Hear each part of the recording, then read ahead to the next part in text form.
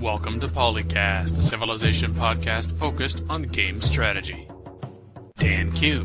Makalua. The Me and Team. Mad Jin. With guest co-host Silent Night 13. It's 2013. It is a prime year for PolyCast. Welcome to episode 164. I'm Dan Q. I'm joined by Makalua. Who almost forgot to turn off her mute button.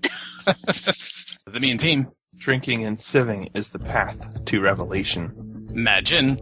Now with less mute buttons. And our first time guest co-host, Silent Night 13. Hey, what's up, guys?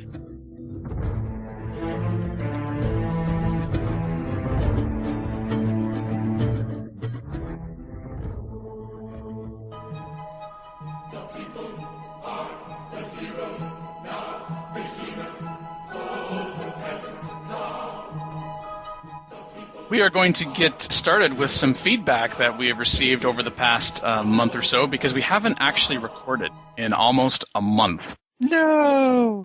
We're going to rewind a little bit to a little certain something called the sequel to the Girls Playing Civ Christmas Special, Girls Playing Civ 2. And for some reason, only one of the 5 people on the panel right now were actually on that recording. I'm not exactly sure how that happened. Well, it's girls playing Civ, not dudes playing Civ. What about guys in real life playing Civ? Are you trying to say there's no women on the internet again? Of course there's no women on the internet. What are you talking about? What are you saying? I just have a really high voice? Yeah, well, I mean, we're in the digital era here. You can do a lot of things to change how you sound. True story. Phil is wrong. Phil is wrong. The only woman on the internet is Mackie. Yeah, it's true.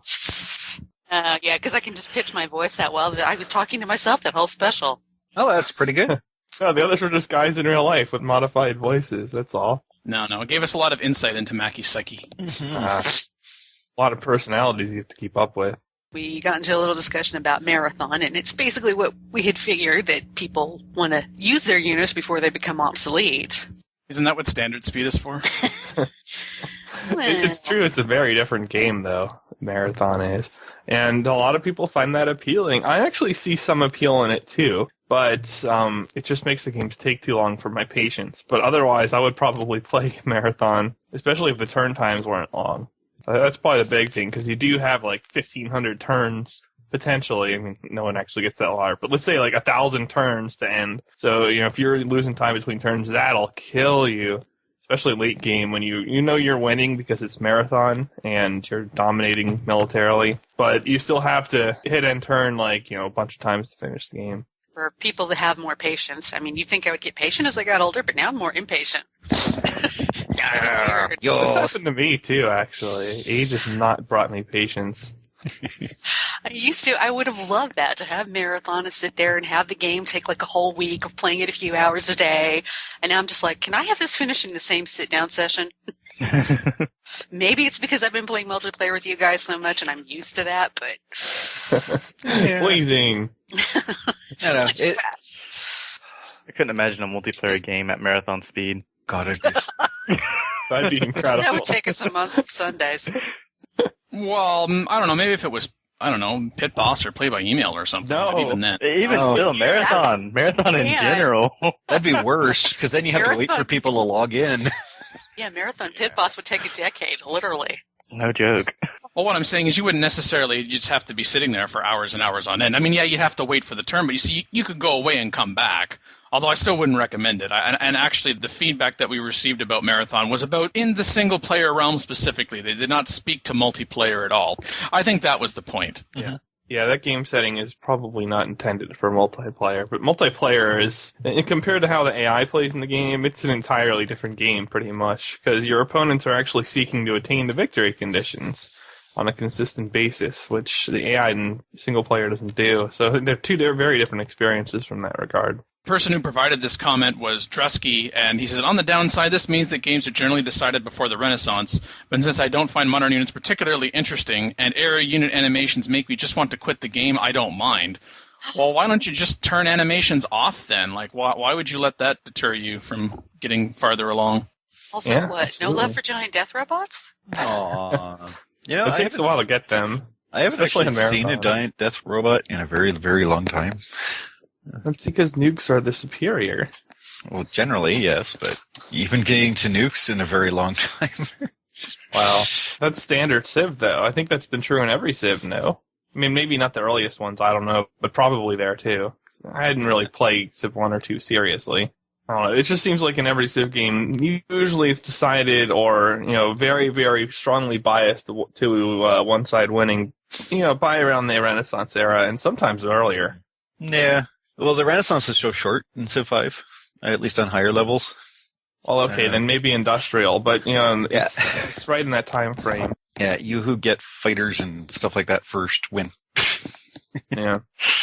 You can replace fighters with rifles in previous game or cannons in Civ 3 or whatever you want, but that's how it tends to work in 4X games. If there's something that's such a material advantage, then someone's just going to spam the heck out of it when they get there. And there's always good old-fashioned turn advantage. You get certain stuff up running early, you have longer to run it, you get more stuff out of it. Yep. Anywho. All right, anything else from the girls playing Civ? The fact that we only received the one comment, and it was kind of a concerned comment, I think that's just a reflection of most people. If they have something to say, they're more likely to provide the feedback if it's negative or constructive criticism than to let us know just how awesome we are.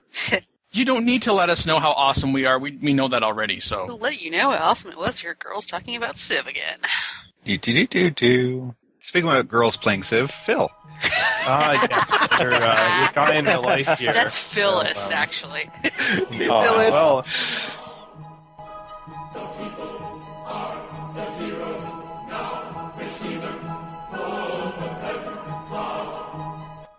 so episode 163 feedback from Alcy Bleeds. Looks like that's how it goes, or Alky Bleeds. I don't know. Am I mispronouncing this? Alcy It Blades? might be. Is it Elsie Blades? No, it's another I. Oh, That was my first guess. yes. Oh, CBA. Alcibiades? I don't know. Good enough. All right. Alky. It's one of those things like Archimedes. Alcibiades. There we go. Alcibiades. That has to be it. I apologize, dude. Anyway, that is if you are, dude. If you're a girl, guy in real life, then sorry. Well, it could be Mackie. yeah. Another woman on the internet. It's fine. You never know. I don't believe it. Must admit that I was a bit disappointed by this episode of PolyCast, and more specifically the first 20 minutes talking about possibilities of an upcoming discussion. I think he means like some changes to the game itself. We came across as snobbish and elitist, and he doesn't consider himself particularly squirmish, but the way that many suggestions for additional game content were just discarded because members didn't like those particular suggestions, and sometimes even without a specific explanation, did strike him as very superficial. Well, we now have this heard was- a lot of these things over and over and over again while doing this show, which is Yeah. part of it. Yeah. Yeah, I think for some of us was like, oh, this item again, well, we'll restate my position, and then it kind of went unsaid, but if you want to hear what we have to say about that, listen to some previous episodes of the show. I think that might have been part of it. Maybe sometimes we assume that who are listening know that we talked about it before and more or less what we said in terms of our reasoning, so we just need to reiterate it. So I suppose at times we could have given a little bit more explanation, but... Yeah, well, some of it's just, a lot of it was, it was Civ 4, so let's bring that back. To me, it says, well, when you make that suggestion, you just want to play Civ 4 with fancier graphics, not play Civ 5. It's the same thing, kind of, just with slightly different mechanics, and different mechanics means you can't just take stuff from the previous game and slap it in, even if you slightly adjust it. Some things don't work, like the health mechanic. It just wouldn't work. Or at least it would just be more onerous than necessary, considering we already have mechanics that do the same thing. Plus, I was being trollish. All you Zulu lovers can still... Wait, I can't say that here.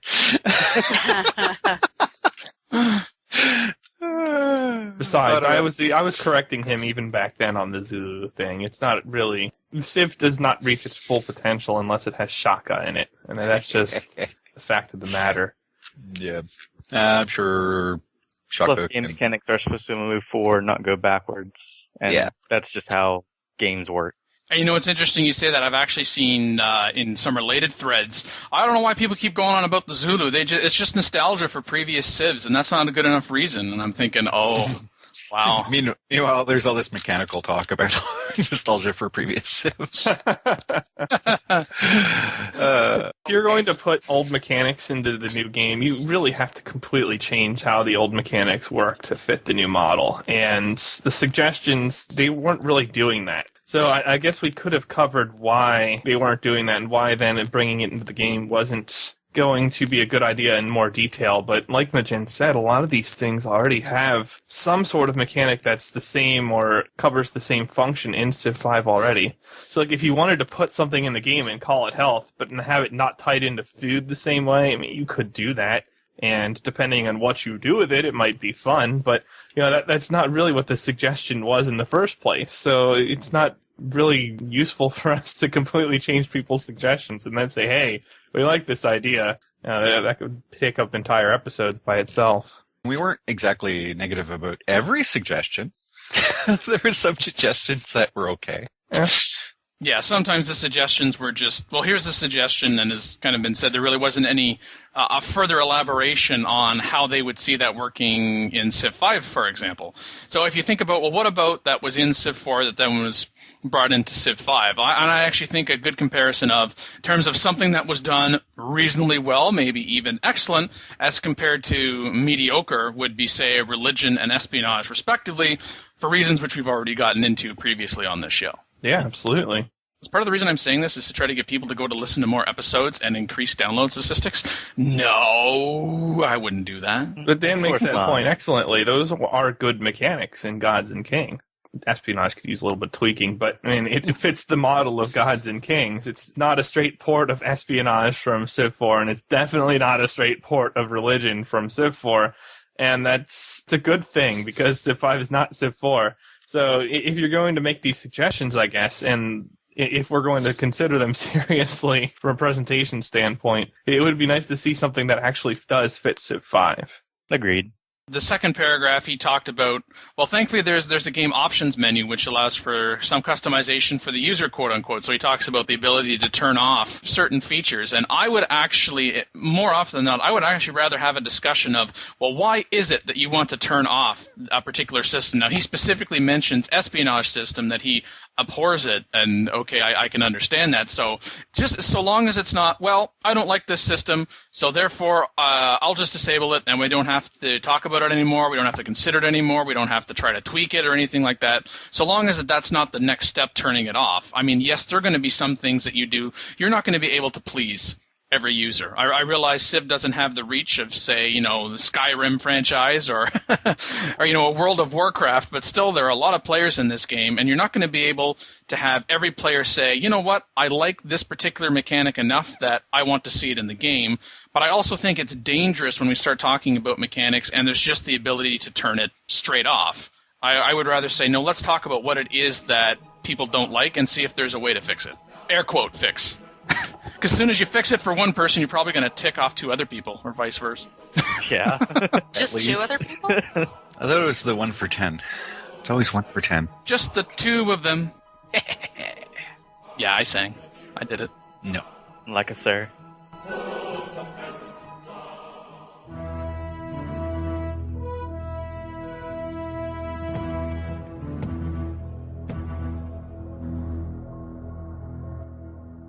Reinventing the worker system, I could go on for hours and hours and hours of just this post, and I respect everyone's opinions on it.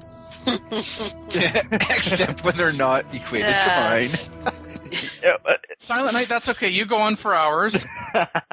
Imagine I'll go for a copy, Phil will go for a brew, and I'll go for some yogurt, and we'll be back in a couple hours. Right.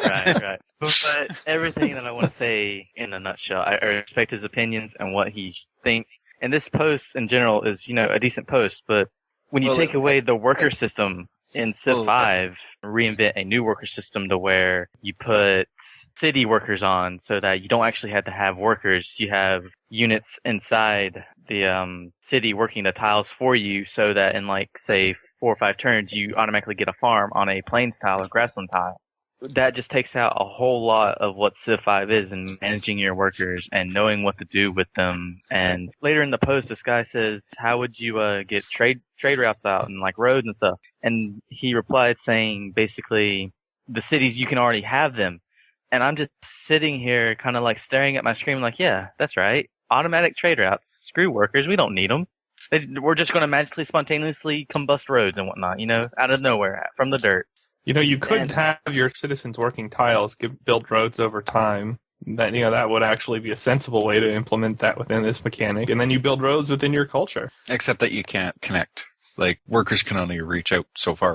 Yeah. Yeah, exactly. And I was thinking about that. Like, okay, have like two little tiles that neither city can reach. If they're like, say, 10 tiles apart or something, but odds of that is slim. But still, those two little tiles that you can't reach, it's just, what are you going to do, Well, keeping in mind that he did mention a little later in the thread that this is for Civ 6, not for Civ 5.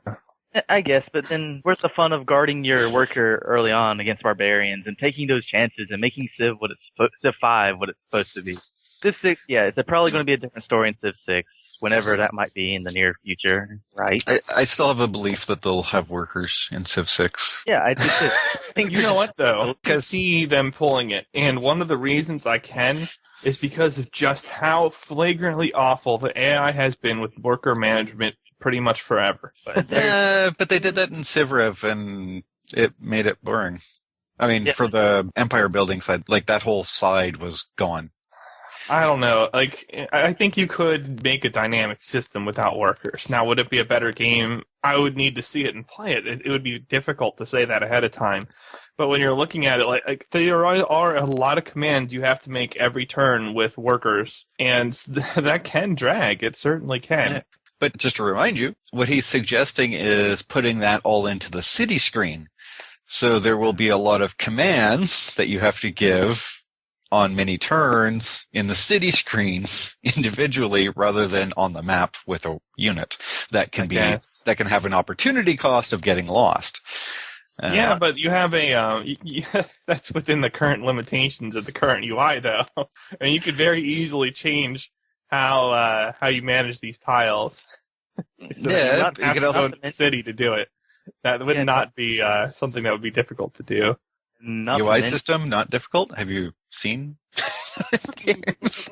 Well, okay, fine. I'm sure that making a great UI is difficult, and that Firaxis hasn't done it yet, but other games have, so it's certainly possible. There we go. Actually, one thing that kind of puts a big hole in the concept is the specialty tiles. Originally he's like, well, you just put it on the tile, and if it's, a grassland near a river, it'll automatically build a farm over time, and you don't have to do anything. Well, what happens if you want a trading post or some other specialist type tile out there? Then you have to stop and tell it not to do that automatic thing. I think for luxuries, it should automatically improve it as the luxury, but when you have the option between farm and trading post, maybe you can make a setting that it automatically defaults to 1, or, but otherwise you can change it. Yeah, he suggested that if you're on, like, default focus, it'd make farms, but if you're on economic focus, it'd make trading posts. But then I have to stop and ask, like, well, if you're going to program that and you flip back and forth between the two, is it constantly going to switch the tiles? I think you'd have to be able to change it by tile if you really wanted to make a system like this. Yeah. Right. Or by hex. Would be hexes are better, or whatever it happens to be. Hexes are always better. They are. I mean, I still think Civ 4 is a better game overall, but hexes are better. But again, this comes back to micromanagement. Now you're microing each individual tile or hex.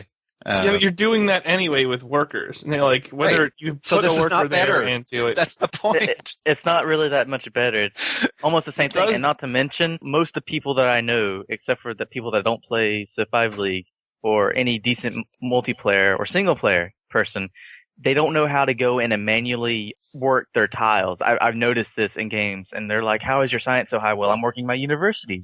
They're like, how are you doing that? I'm like, come on, dude, these guys are not going to manage their workers properly either. Exactly. Like, even if they have workers and they build tile improvements, they're going to build the wrong tile improvements. They're going to prioritize them wrongly.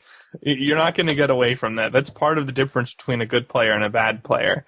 But, you could definitely save some investment things early on in terms of hammers, in terms of the movement micro and that kind of thing by removing workers. I don't see it as something that isn't viable, potentially, but you would have to handle it well, and it would be a fairly significant change. So yeah, you're right. You're right, but when half the players don't even know how to micromanage anything inside their city, it doesn't say a whole lot. I mean, I'm like, saying even in that's the moot, tutorial. though, because half the players don't know how to control their workers properly either, or when to build enough, or how many is enough, or that kind of thing. Okay, It's the but we're same not- stuff. We're not building a game for people who don't know how to use it. Well, that's true, Yeah. too. You're building a game for people who will take the time to know how to use it. If you don't know how to use it, don't complain about it. Learn Which how is to use why it we will first. never see Civ sell as well as Call of Duty, by the way. And for reference, I absolutely hate Call of Duty now, but that's not now. pretty. So anyways, for Civ 6, I would agree with Phil that there is potential for a way of doing it without workers, but again, it's going to have to redo the whole thing. And actually, it kind of pushed into my preferred plan is that more stuff is on the map. So if your city buildings are on the map and you're building into specific hexes and other stuff, and you don't necessarily have a city-specific screen, you have an empire that you're building and it's all on the map, then yeah, maybe getting rid of the workers might be useful because then you can just click on a tile and tell it to do something if it's within range of blah, blah, blah, blah, blah. That would be incredible if you could do it the right way. Man, would that be awesome. That's been a complaint for a while. Like, okay, you have this one central location that's a city, and then everything else is less significant. Well, maybe not anymore, but man, That would be there's so cool. many things to address from a design standpoint. Of course. But it would be cool. And in that sort of ideology of it's all on the map and you have to do that stuff, then yeah, you probably wouldn't need workers because then you can just do it all on the map. The way that Civ has been designed forever, the worker system does seem to work out a little better. In the last topic, I talked about, you make a change and one person becomes happy and then two people become unhappy potentially.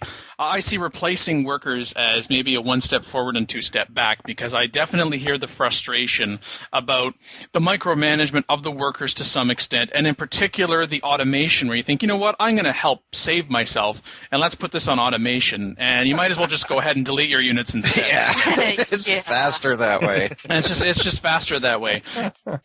And I know that there was the one point, and I think, Imagine, you talked about how it was discussed in the thread, how if you were on, default focus, it would focus on food, and if it went on economic focus, that it would have trading posts or whatever equivalent, because again, we're talking about this for a Civilization 6 as opposed to a Civilization 5.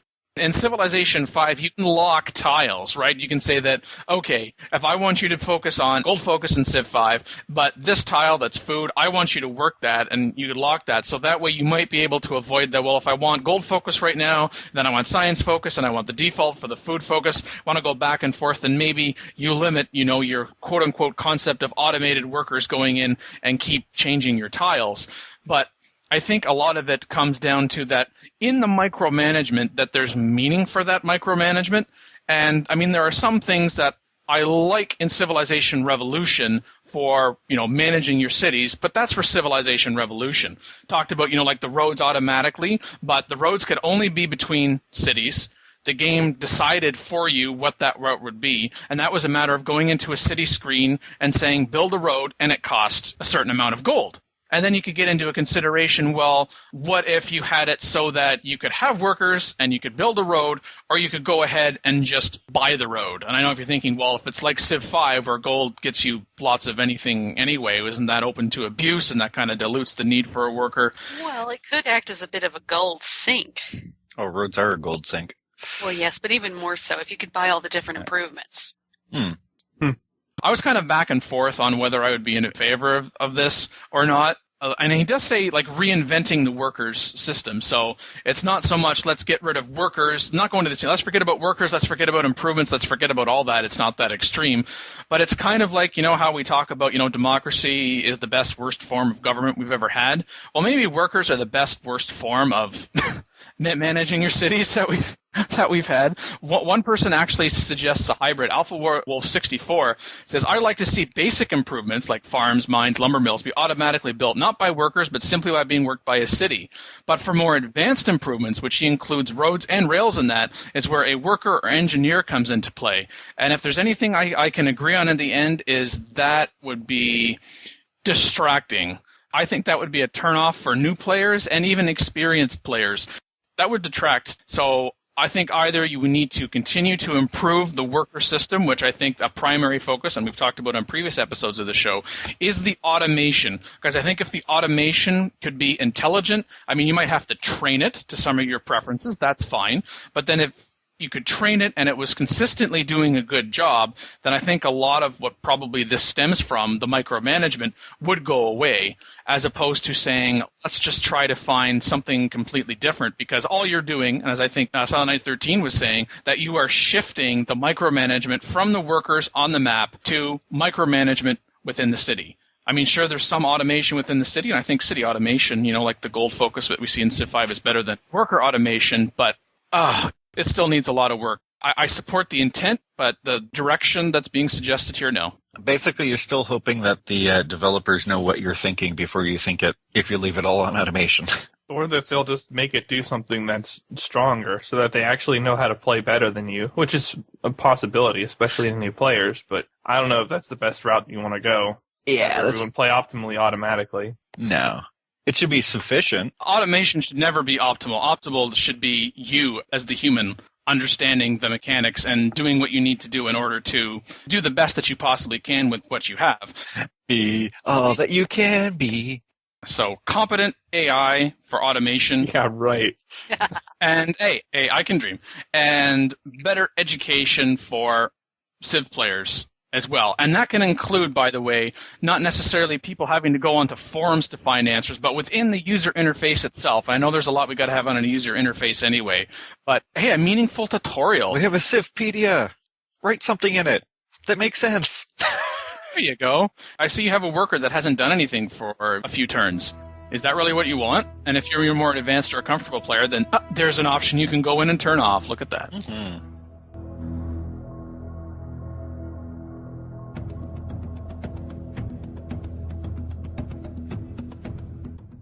Speaking of turn-offs, turn-ons, and pressing buttons, next. What? Well, let's go Miles Beyond, because that's who actually wrote the post. Oh, wait, how did I get this topic? I think I actually asked for it, but then I forgot. This is an actual Civ 4 topic. So we need to get that head space going. Not Civ 5, this is Civ 4. So Miles Beyond had an idea for Civ. He wants to bring in the logistics concept that space turn-based strategy games end up using, rather than the stack of doom. So his basic concept is that consider each army to be a fleet style, because that's what space does. And then over time with techs and other such things, you can increase the size of the army, and then those armies can wander around. And they can get bigger. But the problem with that is, as they get into the discussion, they start talking about, well, the city should have extra logistics caps with buildings and stuff like that. But then you go, okay, well, my stack of attacker, I have 5 of those, but they're all smaller than the defender stack, and the defender's constantly going to win that fight. The balance of attacker versus defender starts causing troubles. I mean, Stack of Doom versus anything, it's always going to cause troubles no matter what system you go. The one problem, he's calling it logistics, but he's not actually wanting the logistics mechanics from space games. He just wants a semi-stack. So not 1 unit per turn, it'll be X unit per turn. I think it would be better to call this like stack limitation or something. Yeah, because there really isn't much logistics here. I mean, aside from how, like maybe from a user standpoint, how you're going to control these mini stacks all over the place. But yeah, there's no like supply line, there's no tactical movement questions or something like that. The space turn-based system games, logistics as a concept is not just how many, the total size of your fleet. It's each different type of ship, as you get bigger ships, cost more to be in the fleet. So, a big ship will cost, say, 4 times the amount to be in that fleet than a small ship, except that you can get 4 times the small ships to do some damage, but the big ship might survive longer. The problem with that is we don't have that in Civ. Every unit's going to have the same amount of space in each of them, so it's not really a logistics thing unless you start going, well, that artillery is going to take 2 slots in the army, et cetera, but then that wouldn't be so realistic. Still, this isn't a bad framework with which to work, though. As I thought about this a little bit, in Civ 4 you could change some defensive mechanics such that this becomes viable. The limited movement in enemy territory, you could do something with that. I don't know, as long as you don't make the defender have way too many units in the city, I mean, you could do the old surround and pound attack, or you can modify how much defensive bonuses they have in cities, or leave the defensive bonuses but not give them bonus units in a city, because there's no way, like if you say you have a stat cap of 5 to 8, that 5 to 8 attackers are going to kill 5 to 8 defenders, unless the era advantage is obscene, like you're playing on Chieftain or something and you're an immortal player. Okay, maybe you could do it then, but normally you would need to bring a couple stacks and get some surrounding going on the city, and it could even replace that siege mechanic to some extent, or improve the tactical element of combat in the game. But it would nerf the heck out of the AI, because the AI really relies on its stacks of Doom in Civ 4. So you would need to do something with that. That the major bottleneck I see in single-player play is that the AI would not be able to use its bonuses in war effectively because of the stack limitations. You could really annihilate it with chokes. But then again, the AI in Civ 4 doesn't really try to win anyway, so it's not that big a deal. What would be interesting if the only way you could have units above a certain tech level wandering around is if you had to put them in the armies. What do you mean above a certain tech level? Like once you get past warriors and archers, like basic first 2 or 3 kind of units, I'm trying to figure out where that would come in, but... So you're saying you could stack later eras more? Or less. Yeah, I would almost bias towards less. To build, like you have a certain amount of logistics points generated by buildings, and you make an army unit that you fill up. I don't know. It's in my head, but I can't quite get it out. Civ 3 concept of armies. Be interesting. It's basically what all this is. I mean, a stack of Doom is just an army. It's unlimited in the size of it. I mean, yeah, basically it's just limited stacks is where he's going. And I think you're right. I mean, if this idea got put in as suggested by somebody else, not only do you have to put it in the game, which should be the easy part, just limiting the stack to a limited amount and then adjusting from there, but teaching the AI how to use it if you actually want to play against the AI ever again. That would be the difficult part. I mean, this kind of idea would work a little bit better if it was only multiplayer. Yeah, definitely. Yeah, if you know the AI is not going to be around, then go nuts. The AI is going to go, huh? Although in multiplayer, the defender advantage would be obscene because of the roads and the ability to move on them in defensive terrain, especially after engineering. You'd be able to attack the same stack with so many stacks. That'd be bad. So in following this conversation so far, possible suggestion of limiting the number of units, are people thinking that that's on the basis of a particular number? And if so, perhaps a different way to go about limiting the number of units, you could have it based on unit type. So for example, on a particular hex, I know this is Civ 4 based, hex, square, whatever, tile, there you go. I'll encompass it all. On a particular tile, okay, you could have some value that is, this is the maximum number of siege units that you can have in a particular set. Melee units, gunpowder, archery. I'm not necessarily saying better or worse than just the straight stack of Doom or the carpet of Doom that we have now in Civ 5. And by the way, just as an aside, I disagree with the opening poster saying that 1 unit per turn is a fiasco in Civ 5. But anyway. Yeah, I just skipped that. I felt the need to acknowledge that portion anyway and my disagreement with it. But if we're going to talk about limiting, when I start, okay, if it's 1 or it's, when we say unlimited, I mean, there's always kind of an asterisk in there, which is essentially Empire can frickin' handle, and heck, maybe what your computer can handle too, I don't know. I could see this working possibly, actually I'd like to see it tinkered with when you base how many units of a particular type you could have, which could scale according to how you are progressing in the tree and the eras and technologies that you receive, where then as you go over time, certain type of units, the maximum number for that type could increase or decrease, and others could increase or decrease, maybe as kind of a reverse correlation as you progress. I don't like it because that removes some strategy from once you compose your stacks up within the framework of a limited stack. Because, okay, if you can only put X in, but you can actually make your stack bigger in aggregate by adding Y as well, why wouldn't you just spam the hell out of X and Y and make your stack as large as possible until you hit the cap? But then you would have the same unit composition constantly with whatever your current stack limitation is. So you really wouldn't have to make any dynamic choices in terms of how to comprise your stacks. Yeah. You would just build as much as possible Well, you would have to decide, okay, these combination of units, where am I going to be placing these units relative, in the field to the city? Do I have defensive bonus capabilities? Do I not? That exists regardless. Mm-hmm. Still, as long as you're limiting stack composition by type, you're removing your type composition as a significant strategic element. Well, I'd probably suggest that you could go, say, siege units cost twice as much as a melee unit to be in the stack. So at least you limit the number of siege units that can be brought through. Sure, I'm not sure that's necessary, though, especially because if you have stack limitations, a large number of siege is suddenly a large liability, as you are going to get it killed very quickly. Yeah, but that's the sort of thing that you could probably try and do. Oh, sure. And that wouldn't be a bad thing to explore if one unit found itself too prevalent otherwise. Yeah. But that's usually the point when you decide to go for a cap and you want to do a logistic style where there's things cost more. You just figure out what's the worst possible, what's the most OP sort of thing that can be in a stack. How can the player abuse and then this? divide that by 2. And then start cutting down the amount that you're allowed to have. But then, even then, I still wouldn't want to see this sort of thing, like a fully based logistics thing in Civ, just because it doesn't make sense. Limited stacks for Civ 4? Sure, maybe. You can get around with that, but not a full-out logistics plan. I think if handled properly, it could make Civ 4 better. Don't think so. Really? I don't like that Civ 4 is about that. I really don't.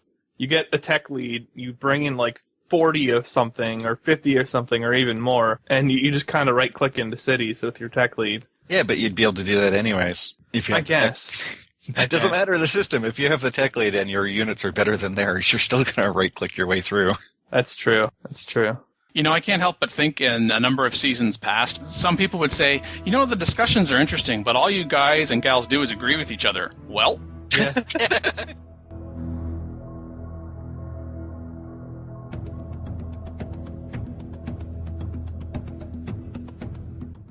Our guy wants to have a new unit, a colonist, because he thinks that the key weakness of Gods and Kings is his inability to simulate colonization. Wait, didn't we do this in Civ 3 with the resources where you'd send out a guy to get them so you didn't have to build a city for that one tile island with something on it? Is that what this is about? No, this is more cities, but... Yes, it is, but it's more involved than that, too. Yeah. And is it really just G&K that has the problem with colonization? I mean, Civ 4 really didn't do so well at it either. It's the latest Yeah. Civ, so I guess that's why it's on the hot seat. Yeah, okay. Yes, he's suggesting a new military unit to be unlocked at the same time as the Caravel. Would have some defense and really high mobility. Oh, so you'd have like a super fast unit that could go and grab new territory if you were playing on a map where there was open territory left, though. That's the thing. You could rush this, though, and spam the bejesus out of colonies everywhere under his suggestion. Because look at this. You don't have a social policy cost increase, but it gives you twice the gold in, what is it? Where was that? Cities that don't increase the culture cost policy or lower happiness. They would produce no science, but yield twice the gold in some culture. Yeah. I mean, you don't have any downside for owning these. Just spam the crap out of them. Like, build some colonies next to your capital, maybe. Just build them everywhere. Colonies. Well, sure. Like, if the colonies could only ever be the basic main hex and the hexes right around it, you could fill in all those little gaps in between your cities. Well, it says when they hit a certain size, they become fully independent city-states or dominions. City-states with which you have 100 influence. So basically, you get to spam out a huge number of allies that'll give you crap. Oh man, the patronage tree makes me smile. Yeah. Troll, indeed. Yeah. Okay, let's get away from balance here, because from a balance standpoint, this is completely asinine. Oh god. Keep going, because there's more further down the thread. Basically, realistically, this is a couple things. One is the common problem, which I think most people understand and or dislike with Civ series. Founding a city in later eras takes way too much effort to bother setting them up, because you're not going to get paid back, because you start with basically nothing and you have to rebuild it from scratch, and that's just a waste of time because you're never going to get the output from it to pay back for doing it. So that's one problem. That's fairly common. Another one is the whole concept of having colonies, which is completely different. And a third one is about rebellions. If you read a little bit further down, the question of whether or not colonies can rebel dissentive or whatever. So basically, it's mixing in quite a number of concepts in the thread. I think for the first part, the whole being able to get a new unit that, or at least some mechanism that when you settle a modern city, they don't start rubbing sticks together when you found the city. That's not a bad idea. Yeah. Problem with that. If, like, at each era, and you built a new city after that, you got certain buildings granted. Kind of like what it does on an advanced start, or at least did on advanced start Civ give 4. the city X number of anvils at the start after you build it, so you can pick what you build in the city. As long as you can't make a wonder with it. No. Yeah, I think you would have to Something like restrict it to buildings only, but you would then be able to pick which buildings you put in there. Or maybe, like Mackie's saying, it might be simpler just to give some standard buildings. I'm not sure what would be more useful. Yeah. It'd be easier to code that way. Like Super Settler, or maybe not even a new unit, just have this happen after a certain era. Yep. Well, actually, there's already a mod, one of the people there you go. who basically just did that. So every settler, as you go up in eras, you just get the advanced start-based buildings. Makes sense. Now, granted, that can lead to some questions, as in you spam out a bunch of settlers and you leave them in their setting spot and then go from medieval to Renaissance just to make sure that you get extra buildings. Oh, if you were trying to bank up settlers because you knew you were about to hit a new tech era? Yeah. That could cause little gaming problems, but... Yeah, just a little bit. A little bit buggy there. But it depends on, I guess it would depend, because you could also say, well, okay, you built the settler in the medieval era, so you can, I don't know, era-base the settler? Yeah, that's what I was about to say. No, I mean, okay, you're building these things in lieu of other things earlier. You're not building wonders, you're not building military units, you're building nothing but settlers, and then hoping that you're going to have the land to take significant advantage of a large number of pre-built settlers. I don't know that that's a huge advantage necessarily to get a couple extra buildings from the Renaissance. Well, you can rush by. Don't forget. I was going to say they could also go up too. with the era to reflect the idea. Yeah, to reflect the idea that they're going out better equipped instead of one guy with a stick and a backpack, Except that you've already paid for them before the era hit. Well, when you're gaming it, yeah, but I meant normally. Yeah, so I would almost suggest in that case that the era that they're built in determines what you get. So you can't just, store them. Well, how much extra do you get, really, though? Because if it's not that much, then the incentive for doing this is not... Free workshop at one point. That's a lot of production saved and added. Free monuments means instant culture, which means instant border growth. Depending on if you did a religion thing, free shrines means free faith, etc., etc. And granary, mass food if you have food around. I see.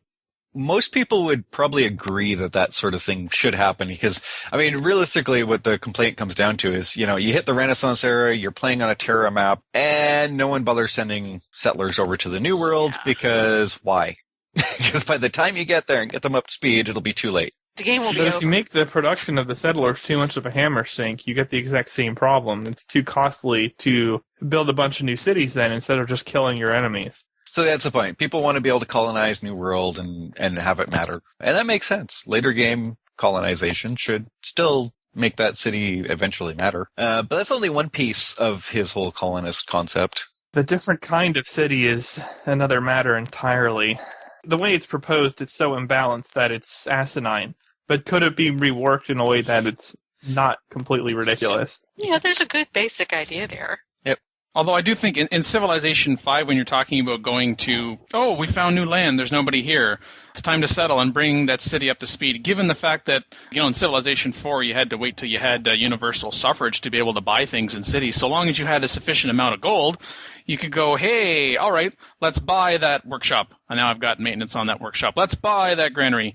Now I've got maintenance on that granary. I don't think it's quite as bad in Civilization 5, assuming you have the economy to support that, which I'm assuming that if you've decided, you know what, it's time to go somewhere else, that you either have some kind of economic base, you want to make an even larger empire, or if you're looking at yourself and saying, man, I'm squished on this continent. Maybe this is like the homeland, but maybe this eventually won't be, where my primary base is. If I start focusing on gold, so, gold focus and trading resources and getting great merchants and this, that, and the other thing, that could actually be viable, and we wouldn't necessarily have to have this colonist mechanic at all.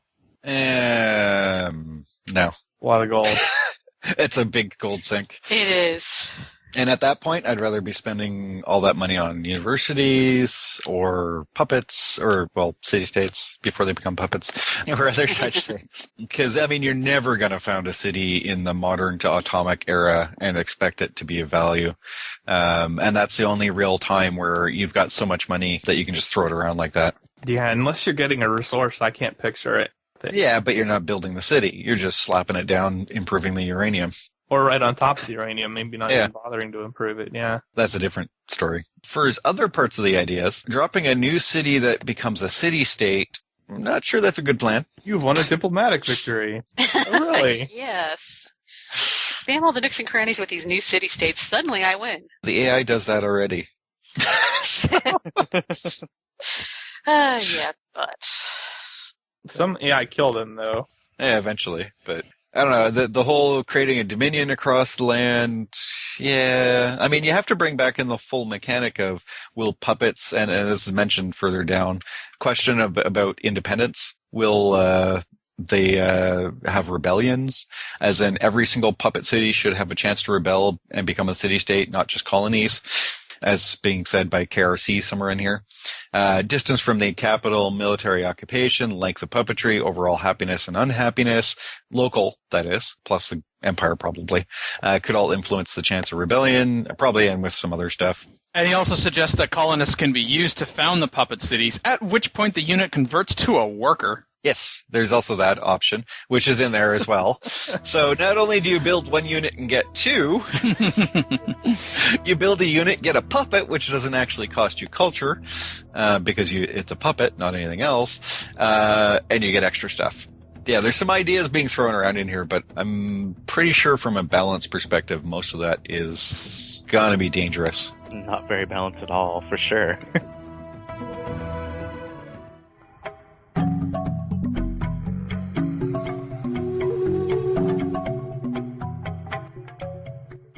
On average, we had about 3,400 unique visitors a month throughout 2012, 123 gigabytes of MP3 traffic each month.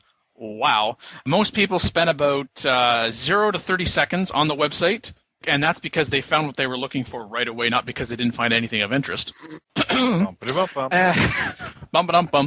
Most people were using Windows at about 78%, followed by Macintosh at 14%.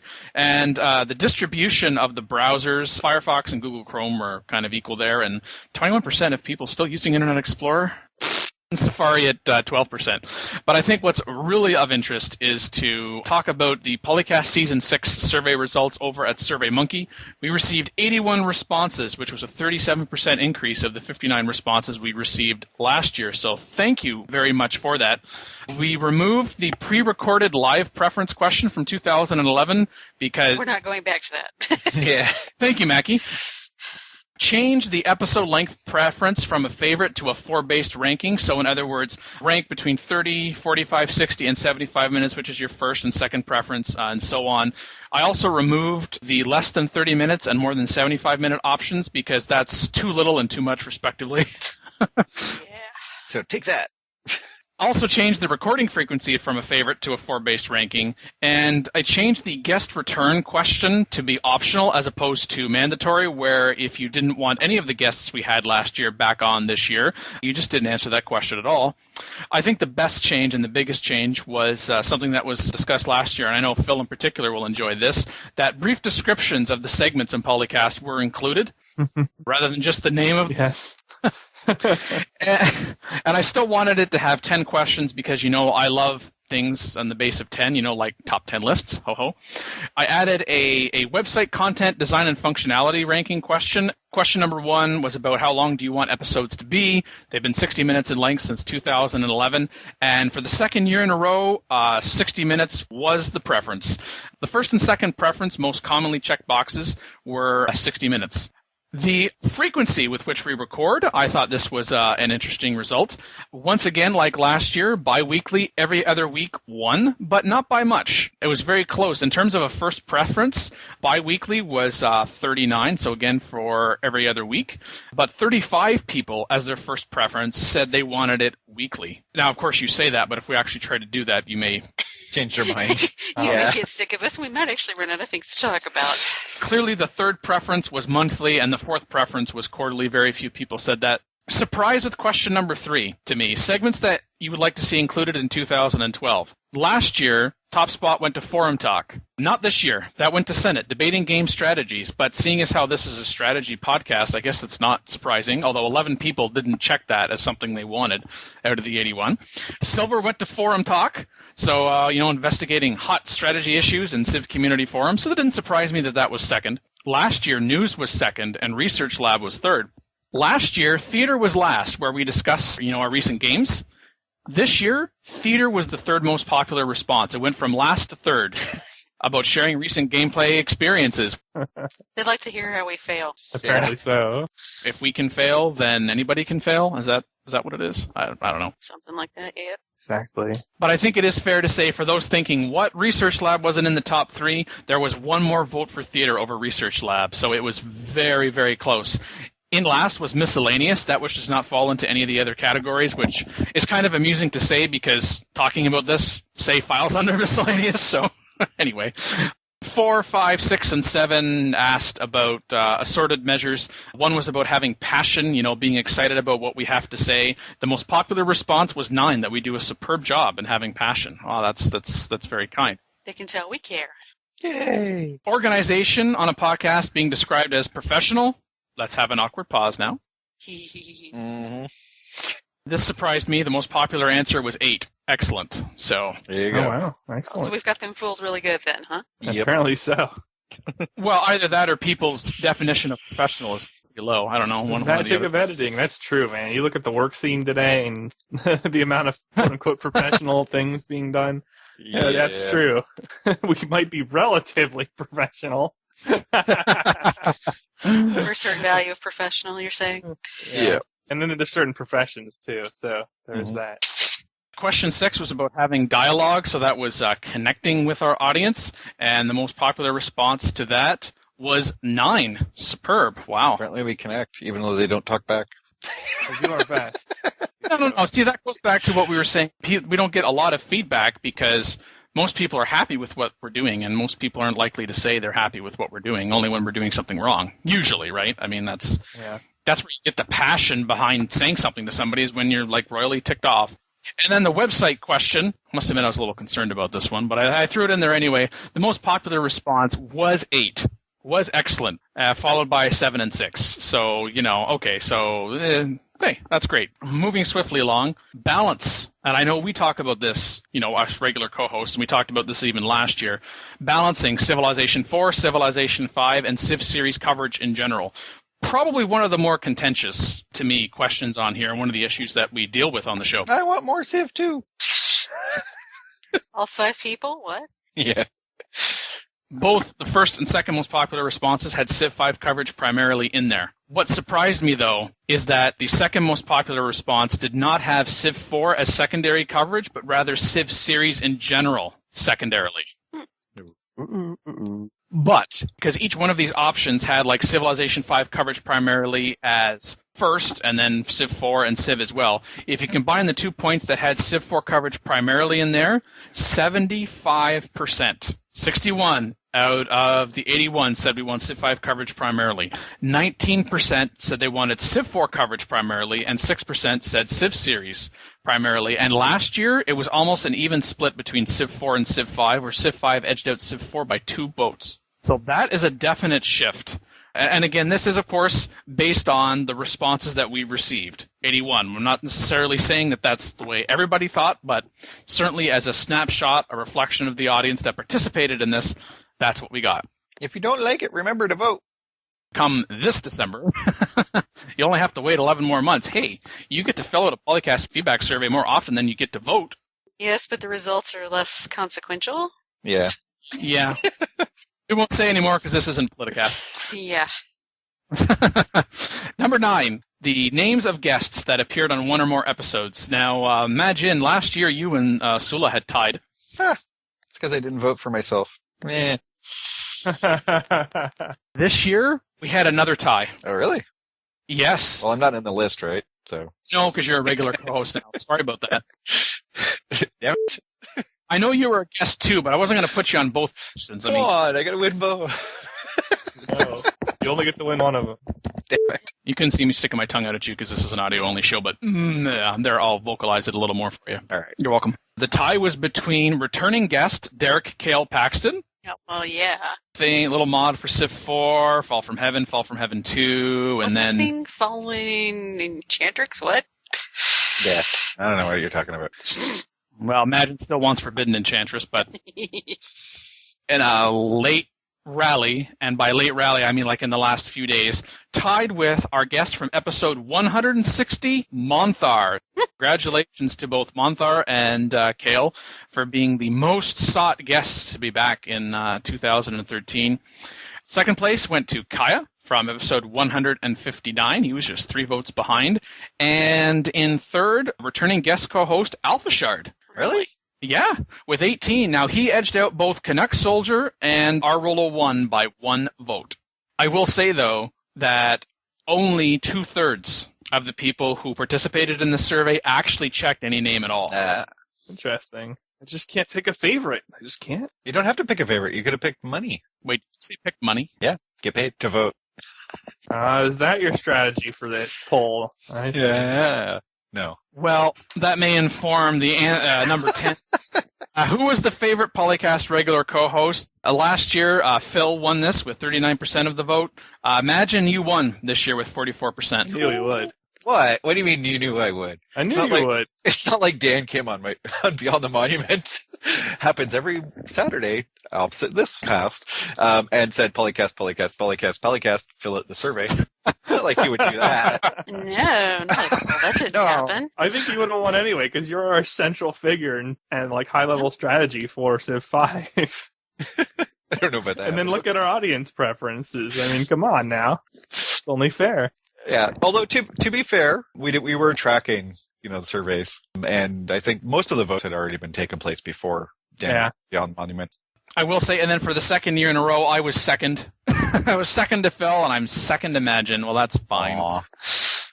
Actually, although to be fair, when Dan came on Beyond the Monument and said to everybody to go do the survey, I told them all to vote for Lisa. So how did that work out? Not well, apparently. Not well. Mackie, you were in third. Oh, man. Let's form a PA, How much? Mackie. It was very close. It was very, very, very close. So Yes, but how much? I beat you by 1 vote. Oh. Thanks to all the 81 people who participated in the survey.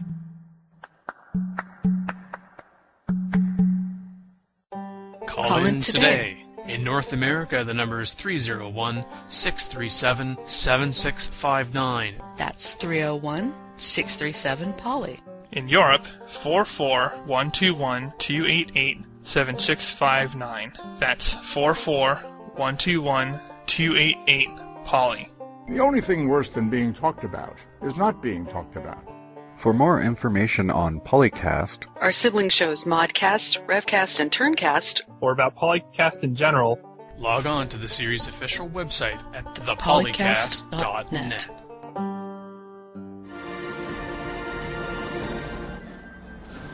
Just like in anything, I mean, anything that's worthwhile doing is not going to be easy. But it's worth it because, we're worth it, and so are you two, audience. Aww, group hug. I knew he was going to say group hug. Nah, Mac knows me well. Mackie and I have been together for 7 years. Hey. Watch out. On the show. Thank you. Right. Watch how you phrase that. Right. I didn't say that way on purpose, Mackie. Mackie's pretty emphatic about how you phrase that thing. I still think we should permanently ally Mackie. If they weren't being entertained, they wouldn't be coming back, so. True. True story. Word. True story, bro. Anyway, this has been Polycast episode 164. I'm still Makaloa. Dan's still crazy. I'm still crazy. Well, you want to know something? Logistically, tactical strategic consideration may or may not be in order. Big words, big words. What are you trying to do? Fit a bunch of $10 words into a sentence to make it a $100 sentence or something? What is that? Get a dictionary, people. The me team. I'll show you tactical consideration. Imagine. I'll show you a dictionary.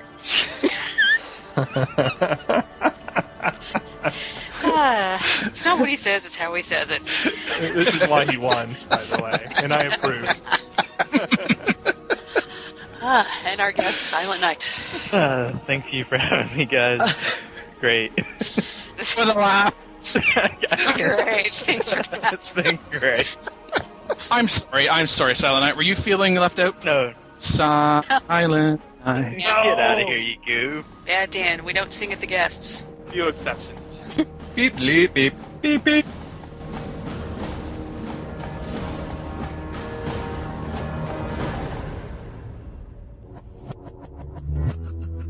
Record date January 12th, 2013.